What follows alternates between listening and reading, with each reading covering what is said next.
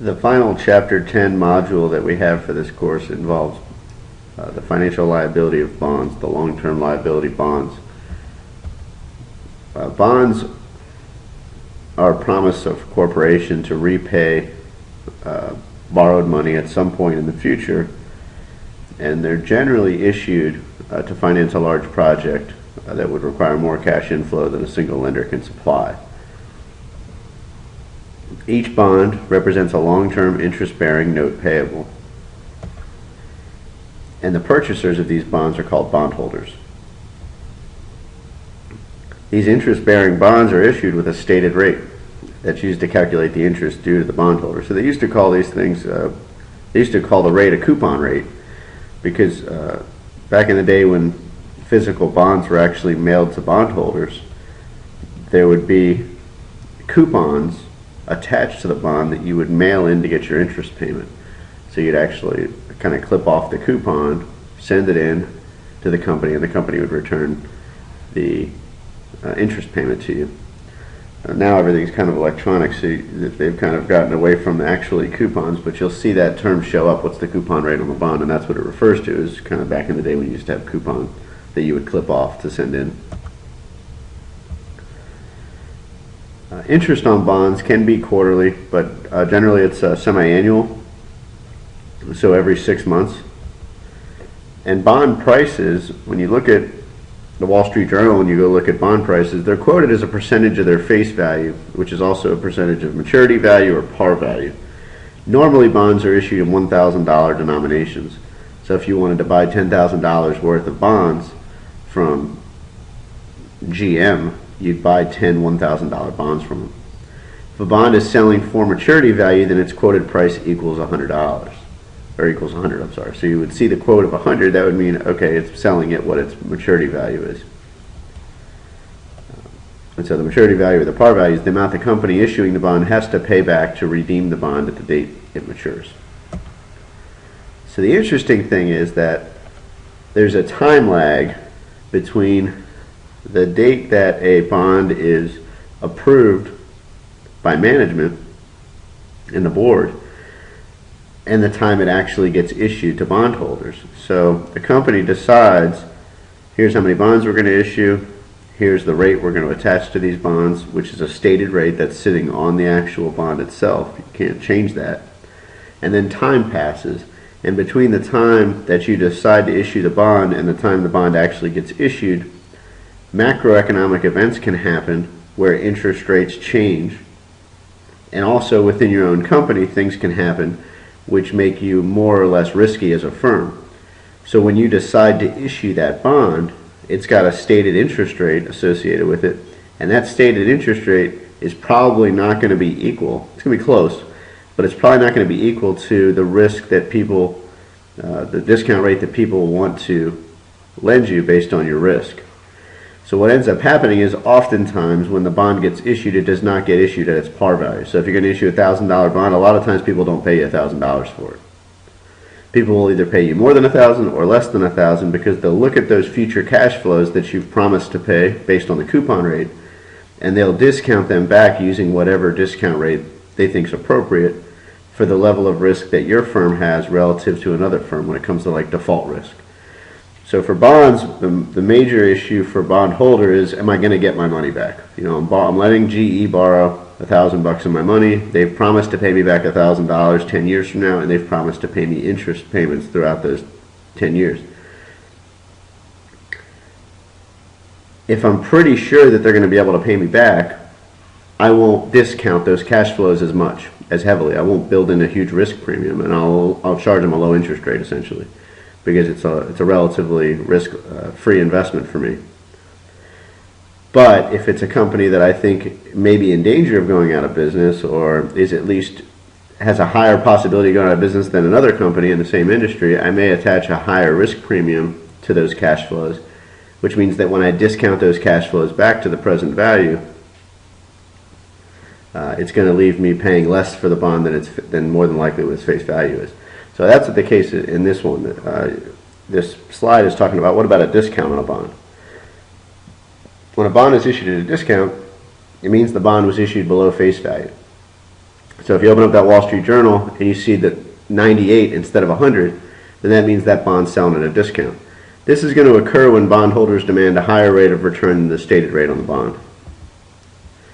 And it doesn't necessarily mean the company has gotten more risky.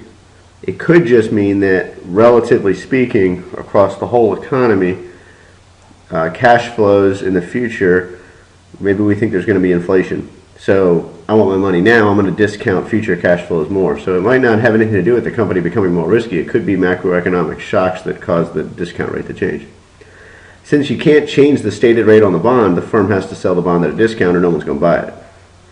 So the issuing corporation records a smaller liability than the face value initially because you need assets to equal liabilities plus equity. And if you're only bringing in cash of 98 when you sold a bond that you were hoping to get 100 for, your liability starts out at 98.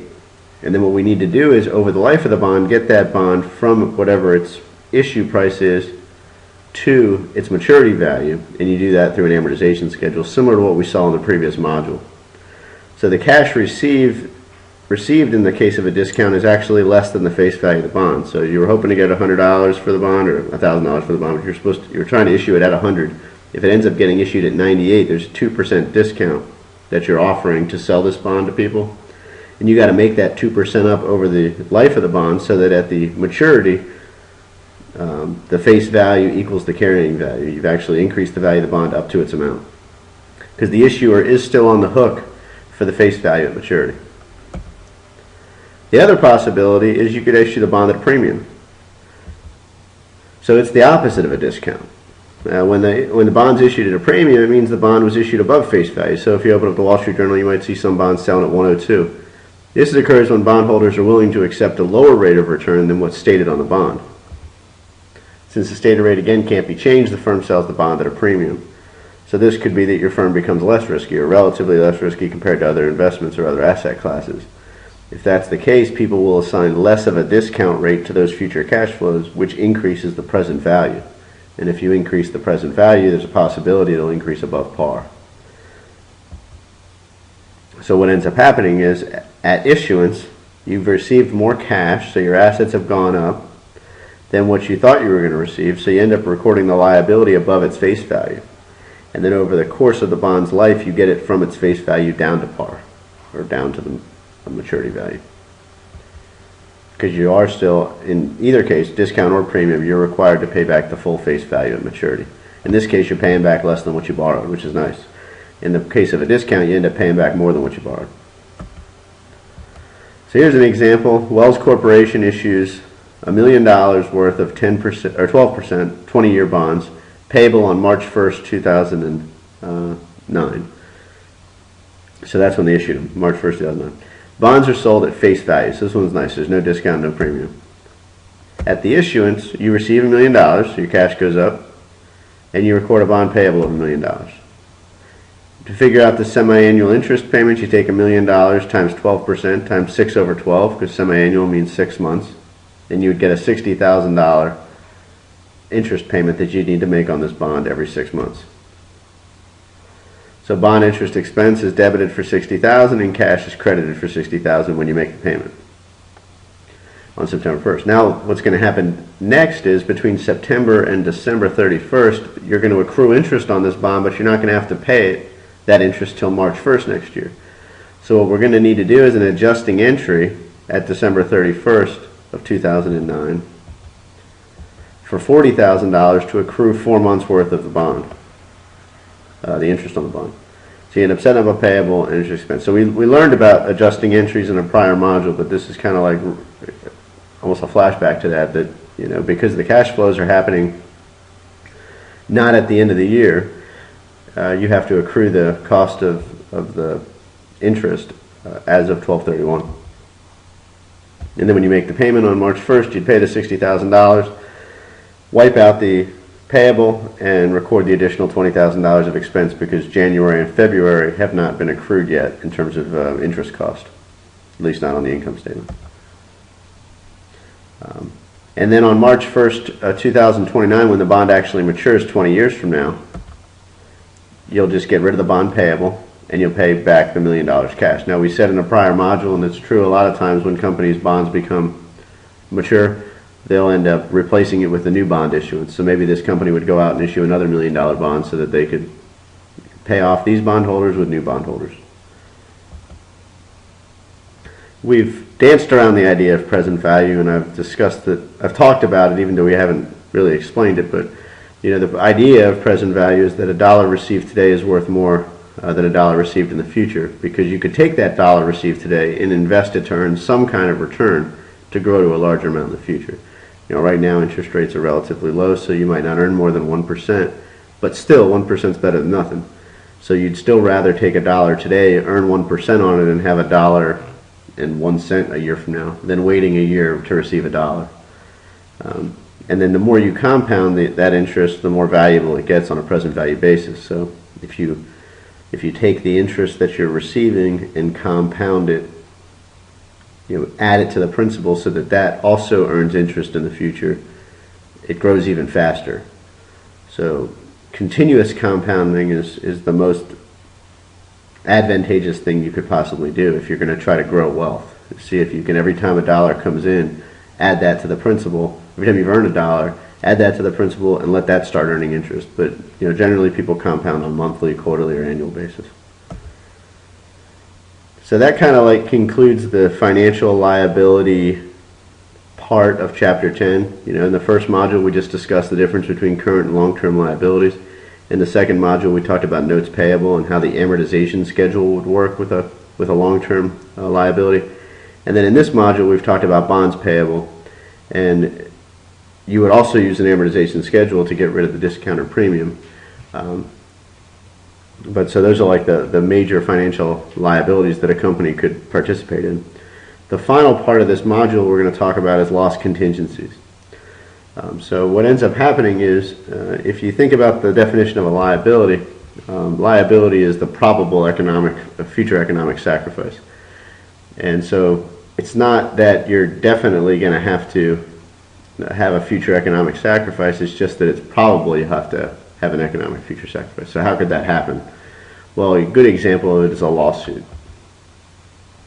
So if somebody slips and falls in your store at the end of December, then when you have to prepare your financial statements at the end of December to let people know what your liabilities are, you need to assess whether or not the fall that happened in December is going to give rise to a lawsuit. And if you think it's probable that it is going to give rise to a lawsuit, then you have to ask yourself, can I estimate it? And if you can answer that yes, it's probable, and you have some estimate, because maybe you've had prior people fall in your store and you know about how much it ends up costing, then you really should book that liability. It's a contingent liability because the lawsuit hasn't been filed yet. It's like a pending litigation. You know you're going to get a lawsuit, but it hasn't happened yet. But since the event that caused the liability has already occurred, you don't want to misrepresent your financial situation. And the financial situation is that you have a liability that you've incurred at the end of the year due to the fact that someone fell in your store. So that's a good example of a pending lawsuit. Again, like I mentioned, the two factors that affect loss contingencies is you have to look and see what is the likelihood that this future event's going to happen, and then can you actually estimate it.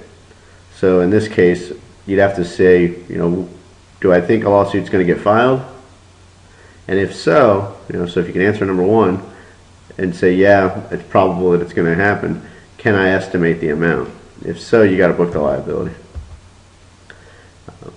And that's only if both criteria are met. So it has to be probable that it's been incurred, and the amount of loss has to be reasonably estimated. If they're not met, then you just disclose them in the financial statements. So if you look at a company's financial statements, one of the interesting things to do is go look at their footnotes, and they all have a contingency footnote. So if you look at a company like Apple, they might have a 15-page contingency footnote that tells you about all the lawsuits they're involved in, or all the people who are trying to sue them.